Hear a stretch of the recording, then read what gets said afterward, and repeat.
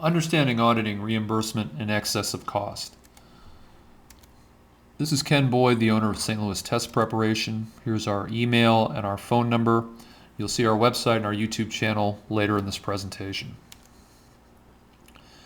This is a case study, overpayment to a marketing firm. It's based on a true story, and I think of the frauds that we discussed, this is one that takes the longest to find. So Clark owns a company called Sir Barkalot, a dog grooming business. Name change to protect the innocent, obviously. Store traffic is slowed down, so Clark decides to hire a marketing firm.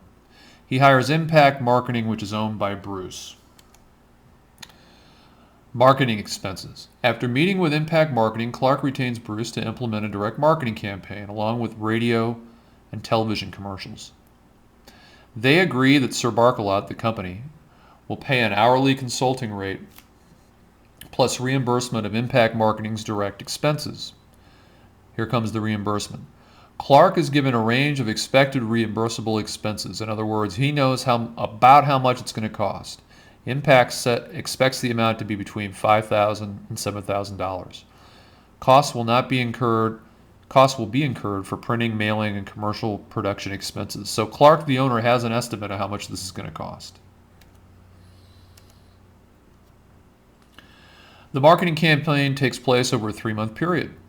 Sir Barkalot reimburses Impact based on invoices received from the marketing firm. He gets an invoice, sees the expense has been incurred, and pays it.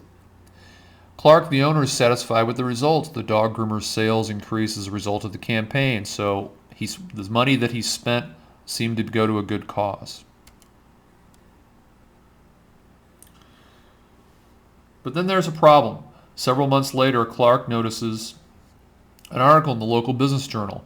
Impact, the marketing company, is accused of billing clients for expenses that weren't incurred. Clark, the owner, meets with his attorney and accounting firm to discuss his dealings with Impact Marketing. Gee, I wonder if this happened to me. And here's the key, it's asking for receipts. Sir Barkalot's attorney asks Impact for receipts to support the reimbursement amounts charged to Clark. In other words, the invoices have to match the actual receipts. After months of delay, Sir Barkalot pursues legal action against Impact, suspecting Clark's company, was also overbilled. So how do we prevent this? First of all, ask for receipts. If an owner retains a firm on a reimbursement basis, insists that no invoice be paid without a valid receipt, and that receipt can be attached to the invoice. That comes from a third party other than the person you're paying and gives you some proof that the expense was actually incurred. Receipts by client. Receipts supplied by the vendor should be specific to the owner's firm. For example, the postage receipt is only for the owner's mailing costs, in this case, Sir Barkalot. It shouldn't be combined with other companies. It only applies to you. This reduces the chance of a vendor using the same receipt to get reimbursements from multiple clients. And finally, professional research. The owner should review several sources for news on the vendor. The Better Business Bureau and local business journals are good choices. You can do internet searches now that make this very easy.